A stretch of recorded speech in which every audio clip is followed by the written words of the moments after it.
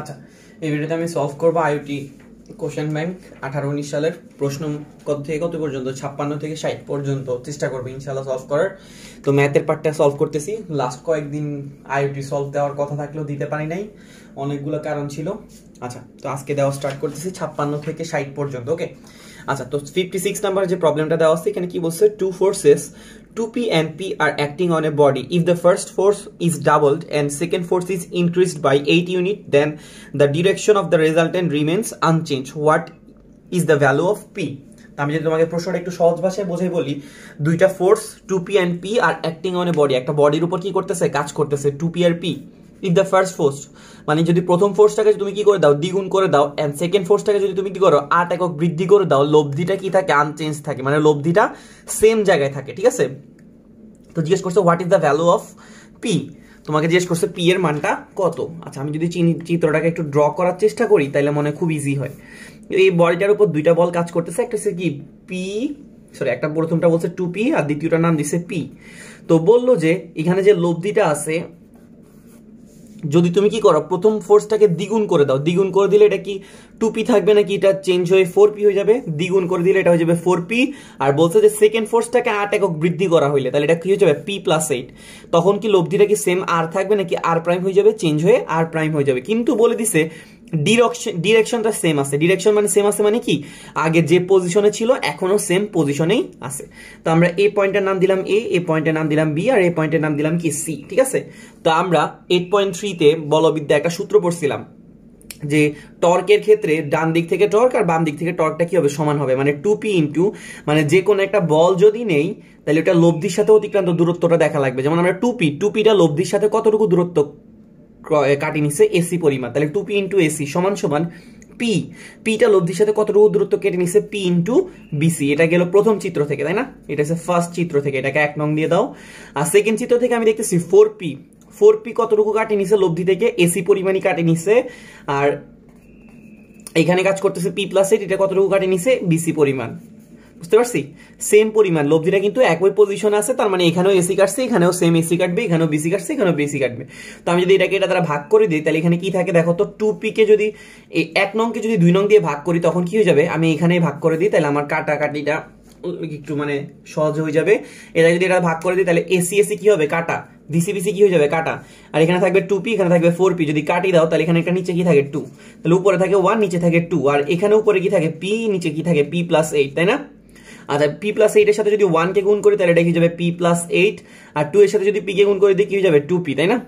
আচ্ছা, তো p থেকে 2p কে বিয়োগ করে দিলে কত থাকে p, আর ওই পাশে কত থাকে 8, তাহলে आंसर হইছে কি p এর মানটা কত 8। তো আশা করি বুঝতে পারছি সবাই।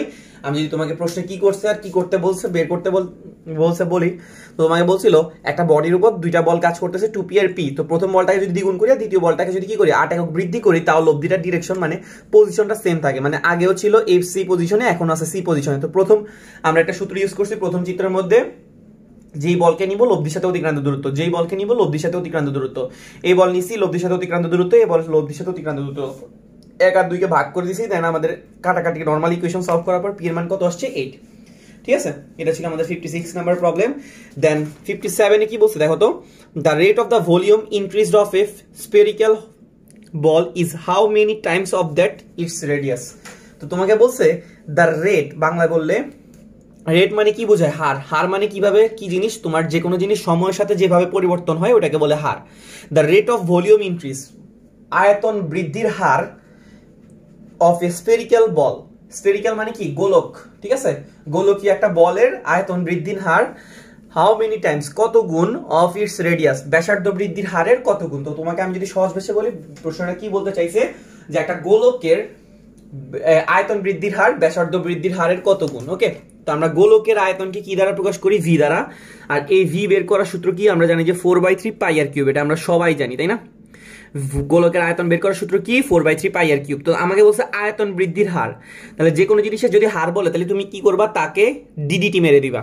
ঠিক আছে, তোমাকে যদি বলে যে সরণ বৃদ্ধির হার, তাহলে ds/dt, যেটাকে আমরা বেগ বলি, তারপরে বেগ বৃদ্ধির হার dv/dt, এটাকে আমরা ত্বরণ বলি। ঠিক আছে, তো এখানে যেহেতু আয়তন বৃদ্ধির হার বলছে তাহলে dv/dt, এখানে v হইছে কি ভলিউম। তো আমরা এখানে দেখতেছি আমাদের এখানে ভি এর জায়গায় কত ইউজ করতে পারবো আমরা? ভি সূত্র জানি 4/3 পাই আর কিউব, তাই না? 4/3 কত? পাই আর কিউব।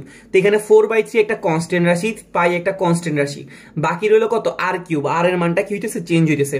তো আর কিউবকে যদি আমি টি এর সাপেক্ষে ডিফারেন্সিয়েট করতে যাই, প্রথমে এটাকে আমি টি কিউব মনে করবো, তাহলে এটাকে ডিফারেন্সিয়েট করলে 3r² আসবে, তাই না? আর কিউবকে যদি আমরা x⁴n এর ফর্মুলায় ফেলে, সূত্রটা ছিল n x⁴n-1, মানে ডিফারেন্সিয়েশনের সূত্র। এখন আমি কাকে টি মনে করে ডিফারেন্সিয়েট করছি? আর কে। তাহলে এখানে কি করা লাগবে? dr/ একটা dt দেওয়া লাগবে, তাই না? আমি যদি একটু রিপিট করি কি করছি, আমার এখানে কি বলছে? আয়তন বৃদ্ধির হারটা ব্যাসার্ধ বৃদ্ধির হারের কত গুণ, এটা আমার কাছে প্রশ্নে জানতে চাইছে। তো আমরা আয়তন বৃদ্ধির হারকে যে কোনো জিনিস বৃদ্ধির হার মানে হচ্ছে কি? সময় সাপেক্ষে ডিফারেন্সিয়েট করা, dv/dt। ভলিউমটা কিভাবে বের করবো? 4/3 পাই আর কিউব। এখানে 4/3 পাই কনস্ট্যান্ট, বের হয়ে গেছে আর কিউব। এটা যেহেতু চলক, এটাকে আমরা x কিউব মনে করতে পারি অথবা x⁴n মনে করতে পারি। তাহলে n x⁴n-1 ফর্মুলা দিলে আর কিউবকে কত আসে? 3r²। এখন কাকে x মনে করছি? আর কে। তাহলে এটাকে আবার কি করা লাগবে? টি এর সাপেক্ষে ডিফারেন্সিয়েট করে দিতে হবে। তাহলে কি আসতেছে? dr/dt। এখানে 3 কি হবে? কাটা যাবে। 4 আছে, পাই আছে, r² আছে, তাহলে 4 পাই r² আর dr/dt। তো dr/dt-টাকে আমরা কি বলতে পারি? ব্যাসার্ধ বৃদ্ধির হার না? dr/dt-টাকে আমরা কি বলতে পারি? ব্যাসার্ধ বৃদ্ধির হার। আর dv/dt-টাকে আমরা বলতে পারি আয়তন বৃদ্ধির হার। তাহলে আমরা দেখতেছি আয়তন বৃদ্ধির হার, এই যে আয়তন বৃদ্ধির হার ব্যাসার্ধ বৃদ্ধির হারের কত গুণ? 4 পাই r² গুণ। তাহলে আমরা বুঝতেছি আয়তন বৃদ্ধির হার ব্যাসার্ধ বৃদ্ধির হারের কত গুণ? 4 পাই r² গুণ। এটা হচ্ছে আমাদের কয় নাম্বার অপশন আছে? এটা আমাদের বি নাম্বার অপশন আছে, ঠিক আছে? আমি এটা দাগাইলাম না, এর আগেরটা ছিল 28 ছিল, 8ও বি নাম্বার অপশনেই ছিল, ঠিক আছে? তো আশা করি বুঝতে পারছি। আমাকে একটা প্রশ্ন দেওয়া ছিল, জিজ্ঞেস করছে একটা গোলকের আয়তন বৃদ্ধির হার ব্যাসার্ধ বৃদ্ধির হারের কত গুণ। তো আয়তনটাকে আমরা ডিফারেন্সিয়েট করে দিছি, দেখলাম যে কত আসছে? ব্যাসার্ধ বৃদ্ধির হারের 4 পাই r² গুণ। ওকে, আচ্ছা এরপরে 58 নম্বরে যে প্রবলেমটা দেওয়া আছে, এখানে কি বলছে? In a figure of OABC is a rhombus, মানে বলছে OABC টা একটা রম্বস। তো তোমাকে এখানে বলছে রম্বসটার মধ্যে একটা ফিগার দেওয়া আছে, এখানে একটা f কাজ করতেছে, এখানে একটা f কাজ করতেছে, এখানে কোনটা 120, এখানে কোনটা 120, আর এখানে মাঝখান দিয়ে 10 কাজ করতেছে। তো চিত্রটা তোমার দেখতে একটু কষ্ট হবে, তো আমি এখানে একটু বড় করে আঁকতেছি। এখান দিয়ে কাজ করতেছে বললো এফ, এখান দিয়ে কাজ করতেছে বললো এফ। এই কোণটা হইছে কত? 120 ডিগ্রি। এই কোণটা কত বলছে? 120 ডিগ্রি। আর এখান দিয়ে কাজ করতেছে কত? 10। তো তোমাকে বলছে এফ এর মানটা কত, ঠিক আছে? আচ্ছা, তো এখন আমরা যদি একটু তাকাই দেখি, এই একটা রম্বসে, এটা একটা ত্রিভুজ, ঠিক আছে না? আর রম্বসে আমরা জানি যে এই বাহু আর এই বাহু কি হয়? সমান হয়। তার মানে যে দুইটা বাহু যদি সমান হয়, তাহলে তাদের সন্নিহিত কোণগুলো কি হবে? সমান হবে। তার মানে এই কোণ আর এই কোণ কি সমান? 3 কোণের সমষ্টি আমরা জানি যে কত আসে? 180 ডিগ্রি আসে। তার মানে এই কোণটা যেহেতু আর এই কোণটা সমান হবে, আর এই কোণ আর 120 এর যোগফল যেহেতু 180 হবে, তার মানে এটা অবশ্যই কত হবে? 30। এটাও কত হবে? 30। কারণ দেখো তো 30 যোগ করলে কত আসে? 60 আর 120 যোগ করলে কত আসবে? 180, ঠিক আছে? সিমিলারলি এটাও কত হবে? 30 হবে, এটাও কত হবে? 30, ঠিক আছে? তাহলে আমরা বুঝতে পারছি এই কোণ 30, এই কোণ 30, এই কোণ 30, এই কোণ 30। ওকে, আচ্ছা, তো এখন আমরা যদি একটু প্রজেকশন নেই, প্রজেকশন নিলে দেখতেছি কি এখান দিয়ে কাজ করতেছে কি আমাদের এফ, আর এখান দিয়ে কাজ করতেছে 10, এখান দিয়ে কাজ করতেছে এফ। এই যে এফটা কাজ করতেছে, এই এফ এর এই বরাবর উপাংশটা কত? আমরা জানি যে কোনো যেখান দিয়ে কোণ তৈরি করে ওই বরাবর উপাংশটা কত হয়? cos হয়। তাহলে এটা কি হবে? f cos 30 হবে, তাই না?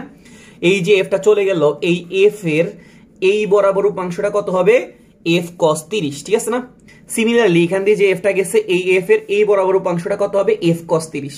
আচ্ছা, এই দুটোটা f cos 30 একই ডিরেকশন আছে, তাই এদেরকে কি করে দিলাম? যোগ করে দিলাম। আর এই দুটোটা f cos 30 এর যোগফলটা কিসের সমান হইতে হবে? আমাদের যে 10 কাজ করতেছে এই বাহু বরাবর, এই 10 এর সমান হইতে হবে। নাইলে তো এই 10টা কোথা থেকে আসছে? এই 10টা তো এই দুইটা f এর কাজ করার কারণেই তো আসছে, ঠিক আছে? তো আমরা দেখতেছি এই f এর এই বরাবর প্রজেকশন কত আসে, মানে প্রজেকশন মানে হচ্ছে কি লম্ব উপাংশ, সরি, হ্যাঁ মনে আসছে, এই প্রজেকশন মানে কি উপাংশ। এই এফ এর এই বরাবর উপাংশটা কত আসতেছে? cos দিয়ে, কারণ যেই বরাবর কোণ তৈরি করে ওই বরাবর উপাংশ cos হয়। এই এফ এর এই বরাবর উপাংশ কত হবে? cos দিয়ে। দুটোটা ডিরেকশন সেম, তাই f cos 30, f cos 30। আর এখান দিয়ে কাজ করতেছিল কত? 10। তাহলে আমরা এখানে কত পাইছি? 2f cos 30 সমান সমান কত? 10। cos 30 ডিগ্রি মান আমরা কত জানি বলো তো? √3/2 জানি নাকি জানি না? অবভিয়াসলি জানি। আর এই পাশে আছে কত? 10, 2 কেটে দিলাম।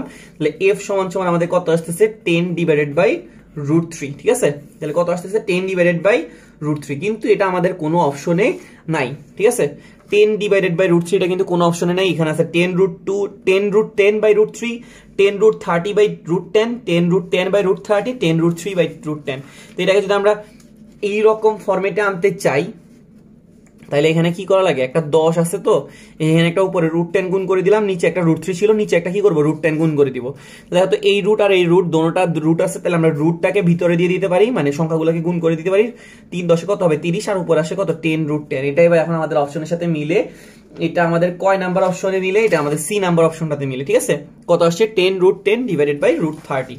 তো আশা করি সবাই বুঝতে পারছি প্রশ্নটাতে কি বলছিল আর কি করতে চাইছি। মানে প্রশ্নে একটা ফিগার দেওয়া ছিল, ও এবিসি একটা রম্বস বলছিল, রম্বস বলার কারণে এই বাহু সমান, এই কোণ সমান হবে।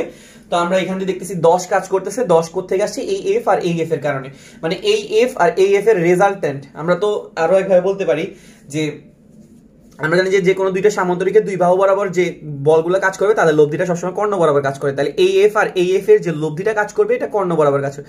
এই এফ এর এই বরাবর প্রজেকশন কত f cos 30, এখান দিয়ে f cos 30, তাহলে এখানে কত আসতেছে 10, তাহলে এখান থেকে আমরা কত পাই গেছি, এফ এর মানটা পাই গেছি। ওকে,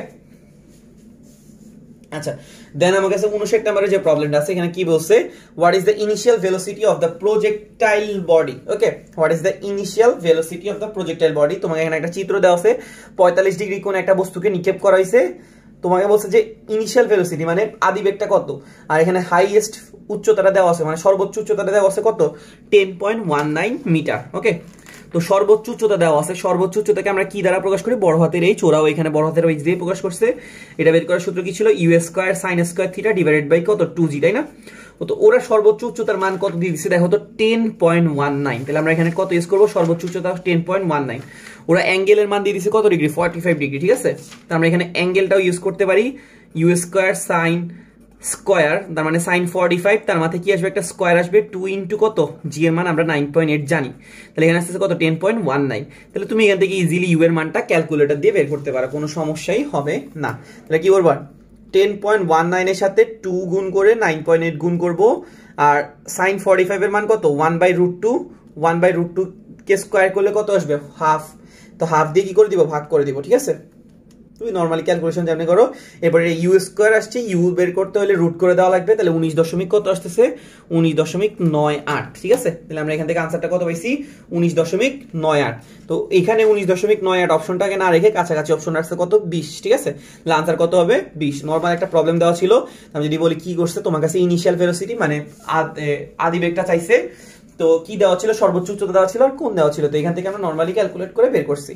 আচ্ছা, এরপরে 60 নম্বরে যে প্রবলেমটা আছে এখানে কি বলছে, the current I ampere in electric current, sorry, the current I ampere in an electric circuit at time t second is given by I সমান 16 minus 16 into 0.5 to the power t, where t is greater than or equal 0. What is the value of the di by dt when t is equal to কত 3?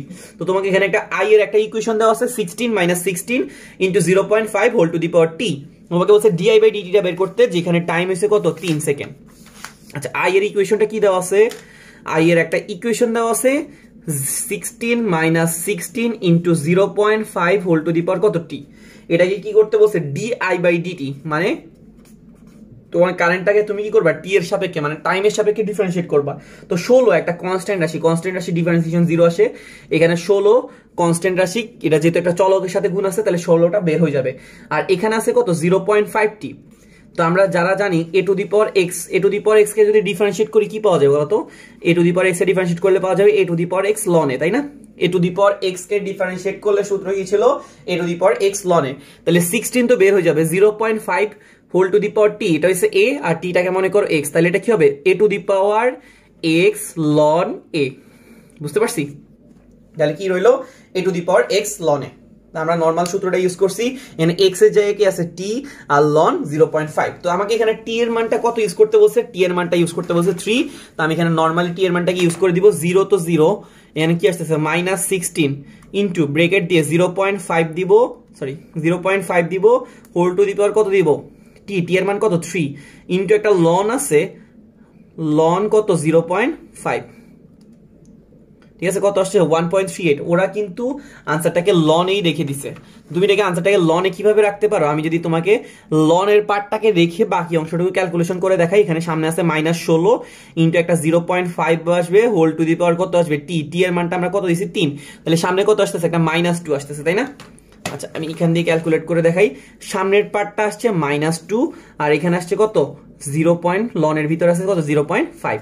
আচ্ছা -2 loan 0.5 মানে কি বলতো half না?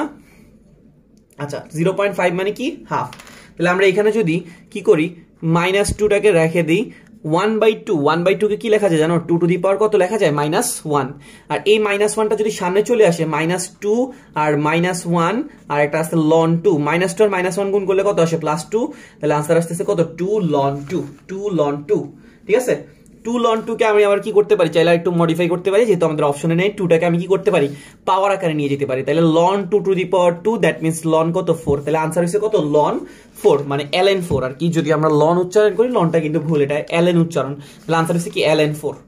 আচ্ছা তো আমি যদি কি করছি তোমাকে একটু বলি, তোমাকে এখানে একটা i এর ইকুয়েশন দেওয়া ছিল, তো dy/dt বের করতে বলছে, মানে i টাকে t এর সাপেক্ষে ডিফারেন্সিয়েট করতে বলছে। তো 16 একটা কনস্ট্যান্ট আছে ডিফারেন্সিয়েশন 0, 16 এখানে তার সাথে একটা চলক গুণ আছে a two the power x A differentiate করলে a two the power x ln a আসে, তো a two the power x ln a দিছি। দেন আমরা ফার্স্ট পার্টটাকে ক্যালকুলেট করছি, আগে কত আসছে -2 আর বাকি আছে 0.5, 0.5 মানে হাফ, হাফ কে রাখা যায় 2 ইনভার্স 1, ইনভার্স 1টা সামনে চলে আসছে।